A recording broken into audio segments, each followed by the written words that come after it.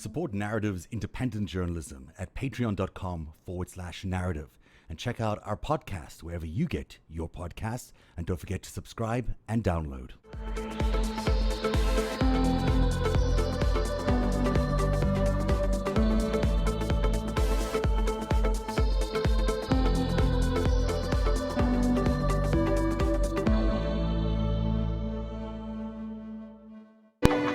Well, hello, everybody.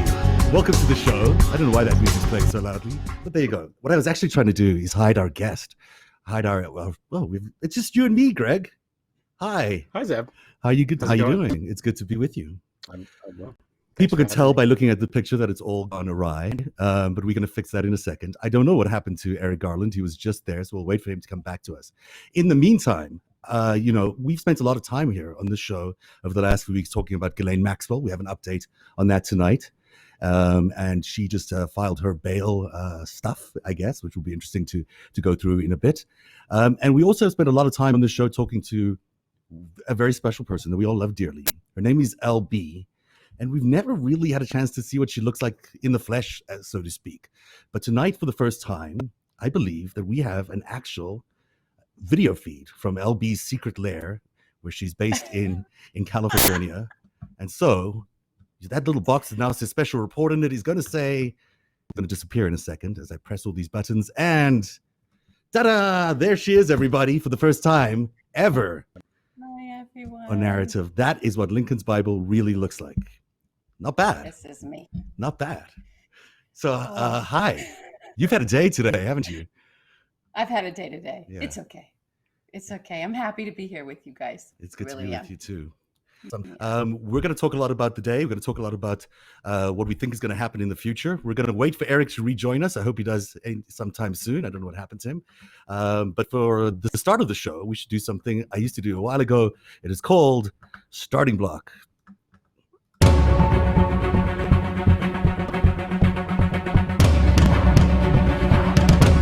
So Ghislaine Maxwell's bail thing happened today. She applied her lawyers, and she has two of them, two very interesting lawyers. I'll show you pictures of them in a second.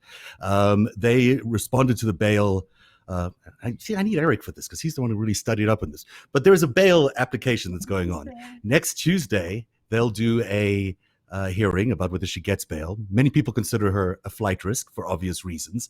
No way. She would never. Well, She would never. She's also on suicide watch, which she may too, judging by past colleagues of hers and what they've done. But she may never. You know what, guys? I am a little tongue-tied because I got so much going on in this show tonight, and I need a little drink of water. So I'm going to do that. And in the meantime, I'm going to let. Oh, good, we can drink now. Yeah, you can drink. Time to drink, everybody. I don't know where my drink is. I'm waiting on my drink. Okay, there you go. Someone brings you the drink. That's fancy.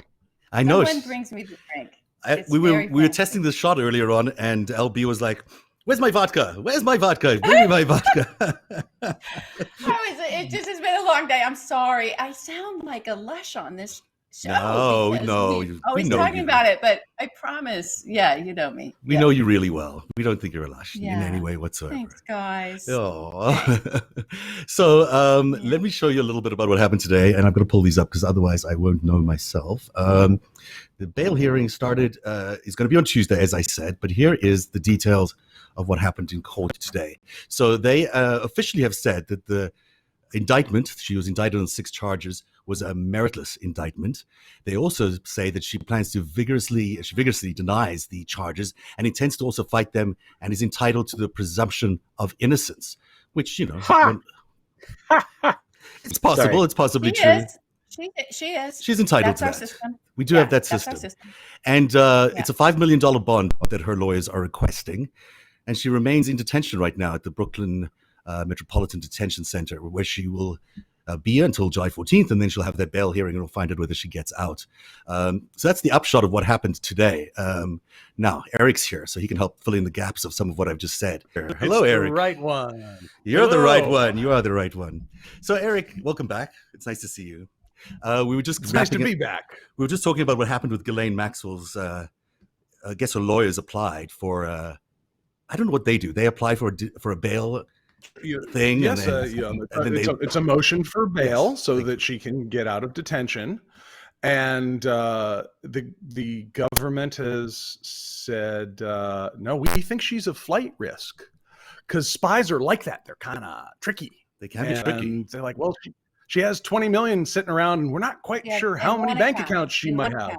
Right. Oh, sorry, in one account. And in one account, can we just do this? This is our Friday night kind of thing. She's a spy. They're spies. She's a spy. Finally, 25 years she's been rolling around doing all this stuff. She's a spy. Nail her down. But hey, they get to ask. They're attorneys. They get to do that. So. Right. So it's $5 million they've asked. Her family in the United Kingdom has said that they'll secure the bail. She's got some property over there, and she's obviously got some other property. By the way, she lives in a very, very luxurious lifestyle. I don't know if you guys have had a chance to see her little hideaway, which she has spent the last few months hiding in New Hampshire, near Manchester on the Sea. You guys want to take a quick look at what it looks like to be an escaped or a runaway fugitive in the United States when you have that much money?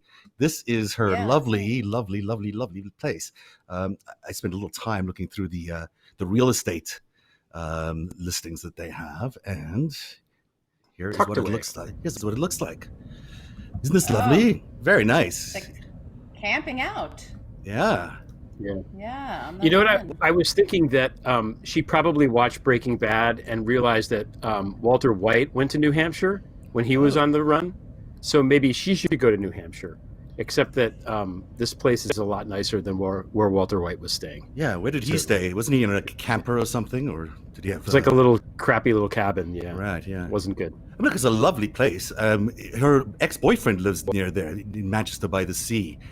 He has a little company that apparently tracks all these cargo shipments around the world.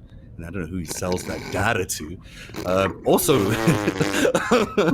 why are you laughing?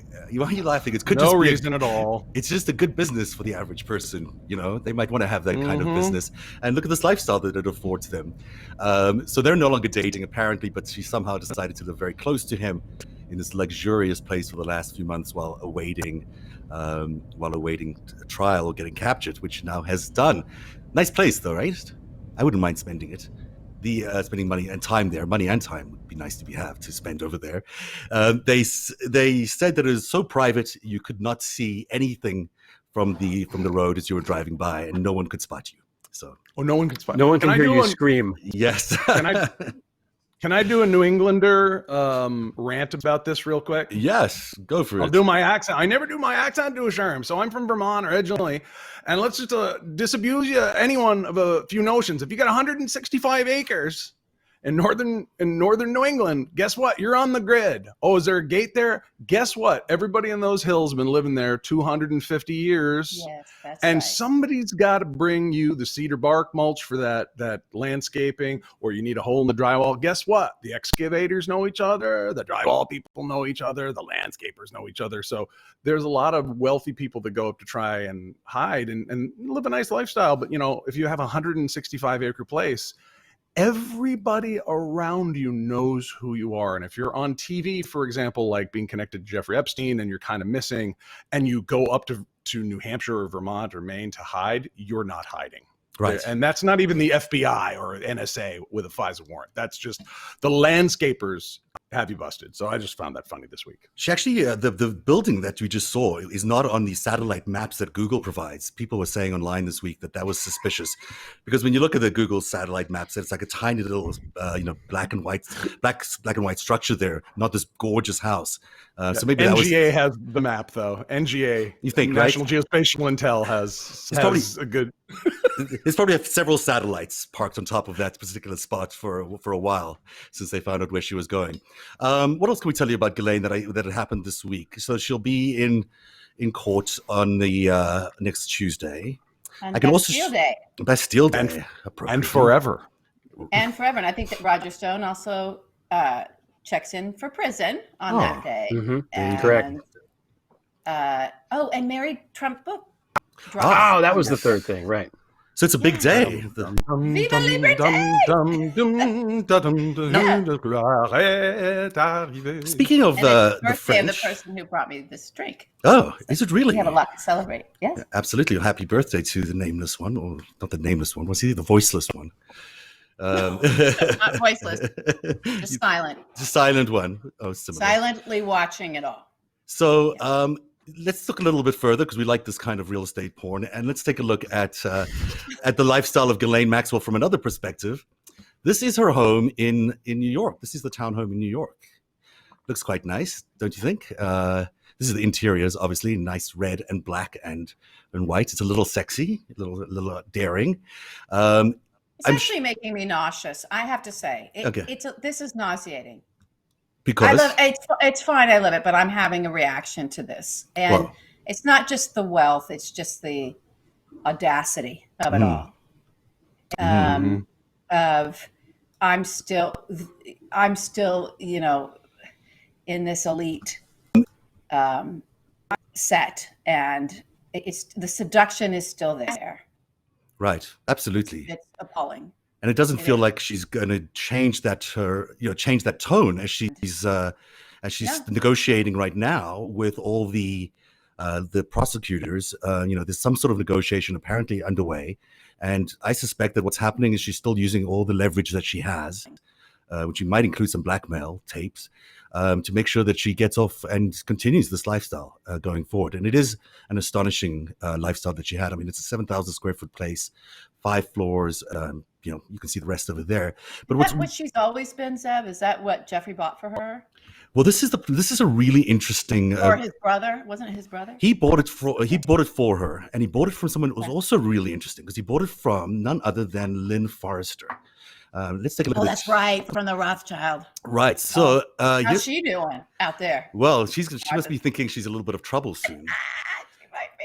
So in 2000, not even talking. Imagine how. I'm sorry, Zev. No, go ahead. But imagine how many of these people have been having to have interviews or have interviews coming for them. I do want to say, because there's a similar dynamic out here with a certain group that will recognize me now. If I kept trying to say to people, maybe you should not have these people in your phones, and maybe you should not be talking to these criminals or these folks that I know that you're in your social set, but there's kind of inauguration fund issues around them. Maybe not have your kids go be with their kids. I do find that just the general public, and even in these very elite, wealthy groups of celebrity and power that Ghislaine swam in and others, there's a carelessness and an ignorance that it's stunning to me. It's just stunning to me. Like, don't get on that yacht. What are you doing? Getting on that mob oligarch's yacht. What are you thinking? So I'm curious of the Rothschilds of the world, right? Of this little set of, I just can't imagine that these folks are still so stupid, but I think they are about their phones and their own sort of lifestyles and who they allow into their homes. And it still blows me away. There's so much money floating around with people like the Rothschilds and, the Blavatniks over in your part of the world where they're funding so much, they're funding so much that you'll end up, you have to be in their social circle to get that money. And that's really what it comes down to. You do. And they take you in if they see that you have a proximity to money or you have money yourself, because it is, as we talked about, it is a world of seduction. So even without that money, Jeffrey and Ghislaine would not have been able to do anything they did. They wouldn't have had access to anybody. You can't really just go off your dad's name. I've seen people try it. I have them in my family. I know a few people who've done quite well doing that, but I mean, at the end of the day, you can do it only so far. But you can't get President Clinton on your jet. It's just not going to happen. You have to have the jet. You have to have the island. You have to have a image that you're selling that This is the inner sanctum of money and power. And so you need to be my friend, everybody. If you're Jeffrey Epstein or Ghislaine, you need to be with us, because we'll show you what to do with your money. We'll show you how you can have what we have. You'll next thing you know, you'll be having, you'll be hanging out on the weekend with a prince. You need all That's that. what this is. So I'm going to go. You have to have that money. That's why the money's so important. Eric, I think you're going to jump in there. Important. Yeah, I was just thinking. Was anything in her stuff today that was about the money, Eric? Did anything come out other than she's a flight risk and this one bank account? Was there anything else in there? I mean, that was all that really came up, was that she would, all they're trying to prove at court is that you have significant financial resources, possibly hard to measure, and that you might have 8 passports and 9 names, and that makes you flight risk because you're a spy. Right. But as far as the social stuff in all these different places, and why you might need a lot of money for this, the people, thoughtlessly putting various folks in their phones and having them in their homes. I think there's a lot of innocence if you are not aware of how the espionage world works, which most people are not. Right. And everybody, even people who would otherwise have a big ego about, well, I'm very important, but they would go, well, I'm not so important that a nation state would take interest in me. And they don't understand how what's called spot and assess works, where, human intelligence agents will be scanning colleges for these people's kids and starting files on them when they're 19, looking at their proclivities, their habits, their sexual preferences, how much they drink, and getting that all down, especially if they already have a famous, parent, or if they have a lot of skill that they're a genius at something.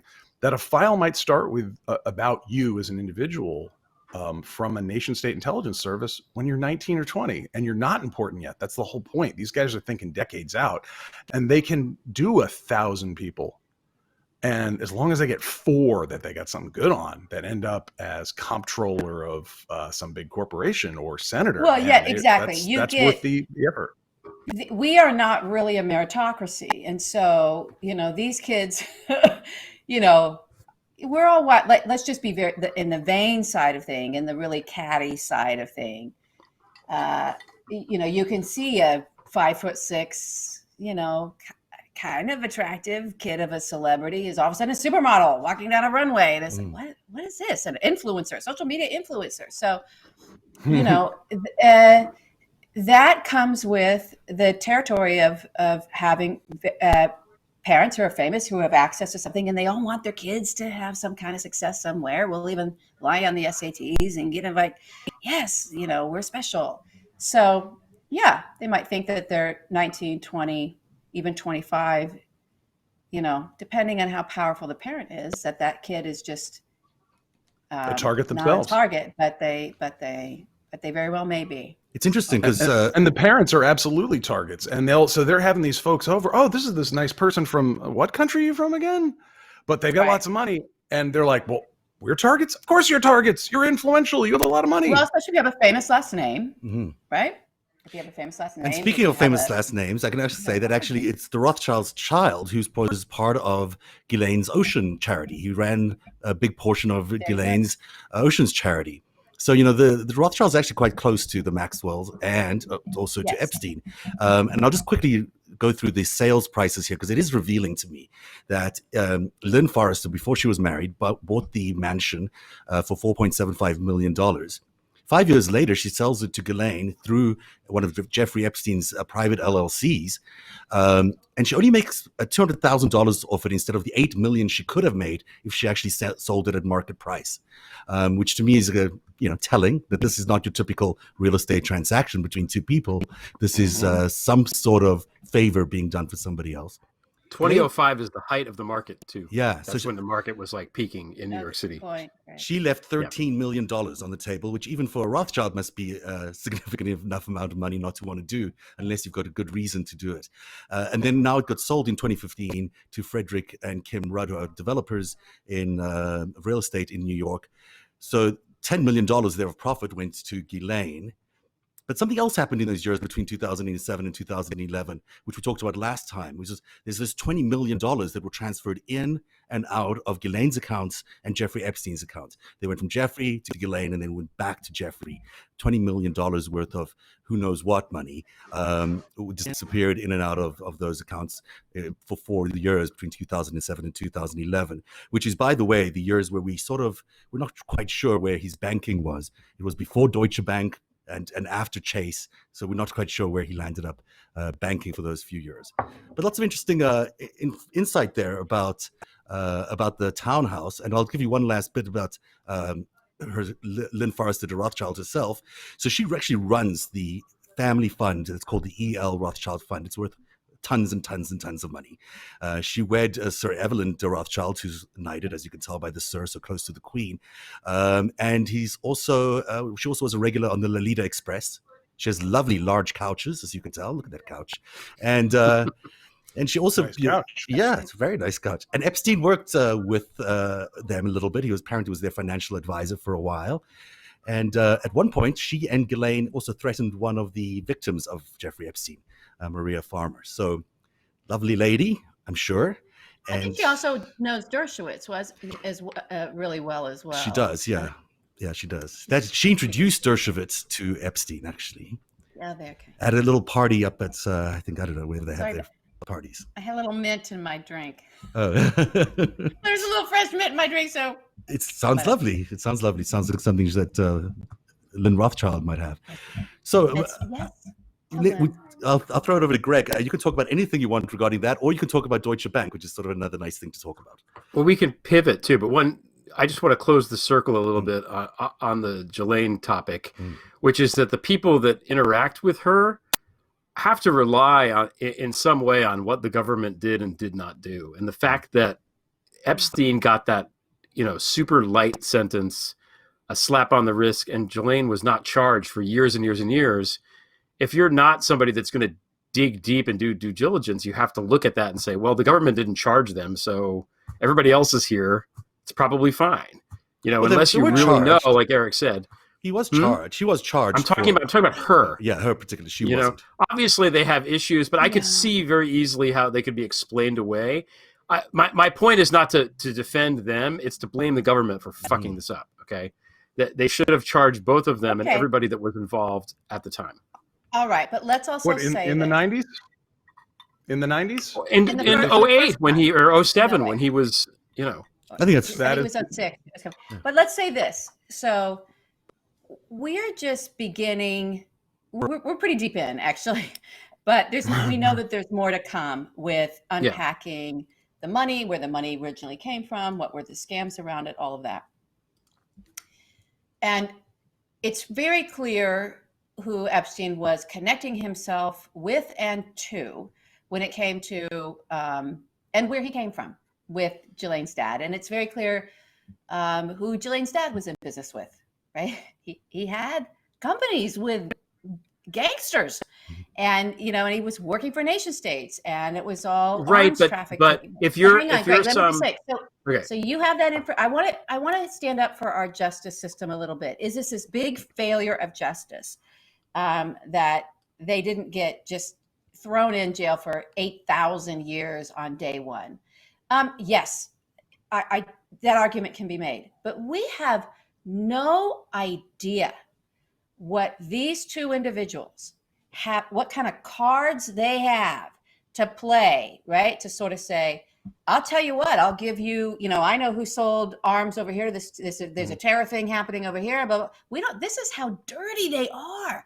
They're in there in the underworld in the most insidious, dirty, disgusting ways. And they always have been. They came flying out of that thing, right? They were born into it, both of them. So we're not saying that. We can't say that. But there is afterbirth on these people. They're dripping with it, right? Yeah. So we don't know what they said, and what we have, where we have a responsibility is, it is only very recently that girls are valued. We have not been valued, not in this country. They don't give a shit about us. They never have. We are the throwaway victims, and we always have been. And these guys know that, right? Okay, well, it's your word, little girl, against this very powerful man. No one's going to believe you, right? And so, that's our cultural problem, and we're addressing that, and we're trying to do something about that now, finally, and hopefully this helps. But don't underestimate what these two people came into the world connected to, and what kind of cards they had to play to get out. And still, even though it was the worst jail sentence ever, and it's this non-prosecuted, agreement and all that, it was all this horrible, he's getting such a light touch. They still he still was convicted. So, and then he got hauled in again. That's how bad it was. That's how bad it was. Because I'm telling you, this guy and Ghislaine have access to information that they could use to trade to get out of anything. So yes, absolutely. That's what they were doing. They were we'll engaged in getting information to get them out of everything. I don't think it's gonna work anymore. No one cares anymore. But we're talking about the elite of the elite. We're not just talking about rich people. We're talking about, Prince Andrew, the Rothschilds. It doesn't get any higher than that on the scale. Bill Clinton. I wouldn't put Donald Trump there, but he is, including Donald Trump. These are a lot of people. Right. What are these people doing associating with a human trafficking ring? What is it? What is going on? Why are they part of a human trafficking ring? Who's taking that? I don't know the answer. Yeah, go for it. This is the ugly part of a lot of stories, is that human trafficking is a very profitable enterprise, and it's used in a functional way for cheap labor. In other words, slavery was never really quite abolished. And then you have some very much darker sexual-based stuff that's out there too. And in the intelligence world, that's kind of been a known thing for decades. It's not pretty, and it's not one of those things. I think it's known that it's used in compromise, so it's not an open secret for everybody. And it's the center to a lot of keeping power a certain way, because these things, as we can see, as LB just pointed out, you got somebody that's powerful and has all these cards like Jeffrey Epstein, and he still gets pinched. He can't not go down, because what he's done is horrible. Now, the true scope of this is yet to be explored, but I think human trafficking overall, when you find out how many fortunes are underpinned by that, how many people are engaged in these kind of crimes, I think it's going to be one of the greatest tragedies we've ever unveiled, and I don't look forward to it, and yet it's a story that has to come out. So his human trafficking was more about these Russian models, right? And more about, it was that kind of human trafficking. And he had Polish workers. These people are exploiters. They exploit human beings. They use human beings for profit. Full stop. Support Narrative's independent journalism at patreon.com/narrative. And check out our podcast wherever you get your podcasts. And don't forget to subscribe and download.